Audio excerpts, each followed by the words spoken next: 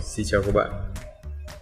Hôm nay mình sẽ giới thiệu với các bạn cách sử dụng script joystick để làm chuyển động, xoay khuôn mặt về nhiều hướng. Ở đây thì mình đã tạo sẵn một khuôn mặt với các layer tóc, miệng, mắt, rồi là kính và tai riêng như thế này. Mình làm demo một số bộ phận trên khuôn mặt như thế này trước,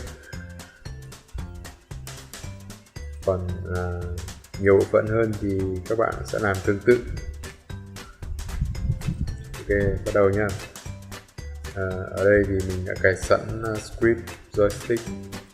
Đầu tiên chọn tất cả, đúng không? Chọn tất cả, bỏ lại cái đầu, ấn P,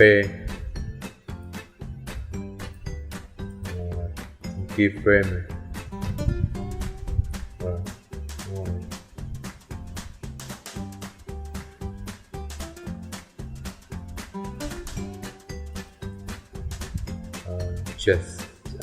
Các bạn chuyển sang frame tiếp theo, dịch chuyển tóc sang 1 pixel này, miệng sang 1 pixel, kính và mắt và tai riêng nhé, tai chưa tính, kính và mắt sang trái 1 pixel, nhưng cái tai này thì sang phải, giống như là cái góc nhìn của mình nó dịch chuyển sang bên trái.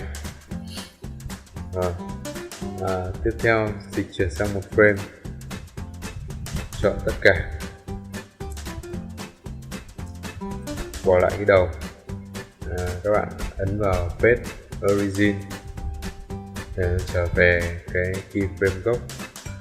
Và bây giờ mình lại làm tiếp tục như nãy, nhưng mà đổi ngược lại chiều.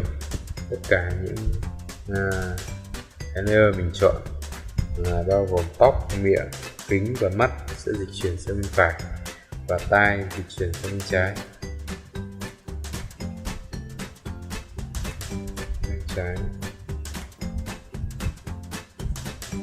Rồi, như này là đủ rồi.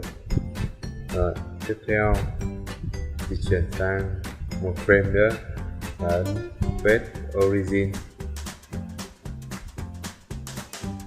Các bạn chọn tất cả nhé, tất cả layer lúc nãy mình dịch chuyển. Paste Origin.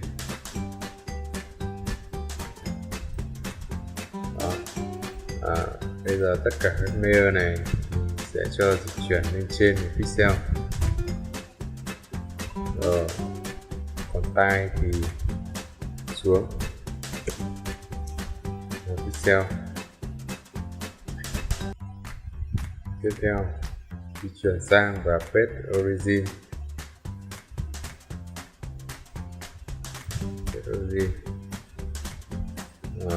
Chọn tất cả layer này, cho nhìn xuống như này, tai này di chuyển lên. Ok, rồi, vậy là đủ 4 trạng thái trái phải trên dưới.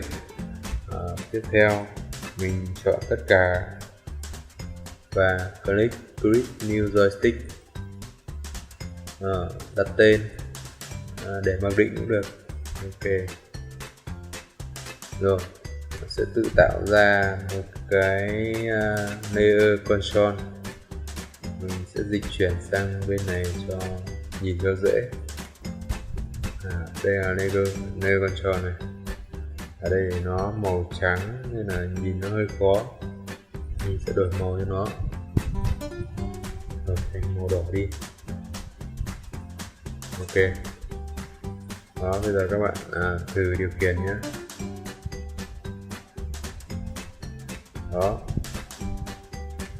giống như khuôn mặt đã nhìn sang các hướng khác nhau, trái phải trên dưới, khi mà mình di chuyển cái điểm control này. Đó, công việc bây giờ mình chỉ cần keyframe position sẽ tạo ra chuyển động xoay góc nhìn của khuôn mặt.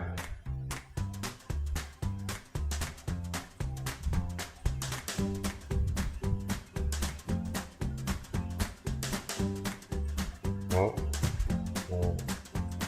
Mình chạy thử nhé. Chạy thử.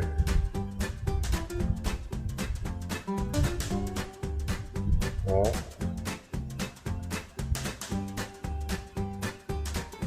Ok. Như vậy các bạn đã làm được cái chuyển động nhìn của khuôn mặt về các hướng bằng joystick. Cảm ơn các bạn đã theo dõi hướng dẫn của tôi. Xin chào và hẹn gặp lại trong các tool lần sau.